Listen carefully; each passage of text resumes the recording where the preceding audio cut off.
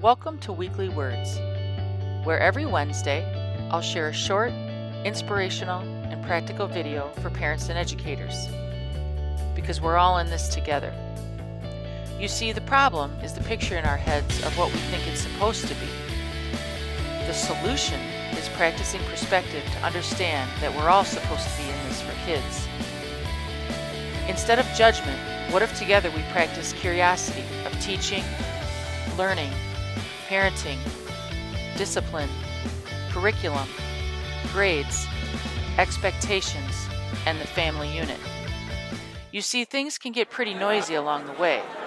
As parents and educators, we sometimes feel stressed, overwhelmed, frustrated, and uncertain because kids come with no instructions. Our kids feel that way too. Behavior from all of us is communication, and the goal is to be understanding and empathetic and open to growth as parents and educators. The wave of life can be unforgiving, but we get the opportunity to practice perspective by making this not so perfect world a wonderful place by reaching out and helping each other. Welcome to this edition of Weekly Words. Hey everybody, let's talk about step 3. What do I say? Because I know that sometimes we are afraid to talk to kids who we think are going to blow up, or sometimes we say throw a tantrum or have a fit.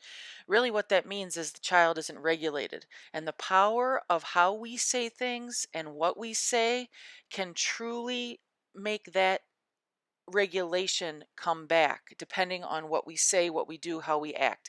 Again, that positive awe that we have, our awe being our actions, our words, and our expressions, plays a huge role in how we say things to kids, what we say to them, and just our overall awareness to help us understand as parents and teachers that everything we say and everything we do truly impacts the outcome of a situation. So many times we don't feel equipped, right? We don't have the tools to help. We're not sure what to say. I can tell you that in the classroom, when we go to college to be teachers, really nobody's teaching us about behavior, not to the extent where we are at this point, where we have a room of 30 kids in our classroom and everybody has a different issue, and this child needs this and this child needs this, and how do I manage all of it? And as parents, we're not taught that either, right? You can read a million books on kids and behavior, but your child is unique, and that's why understanding and being aware of the unique situation of every child and videos like this are going to help you on your journey with working with kids who are not always regulated.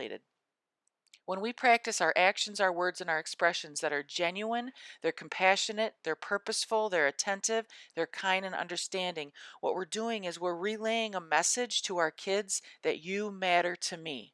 And that is one of the most important things we can do with not only all kids, but especially, quote, those kids who have been traumatized, misunderstood, or who take frequent detours from what's expected.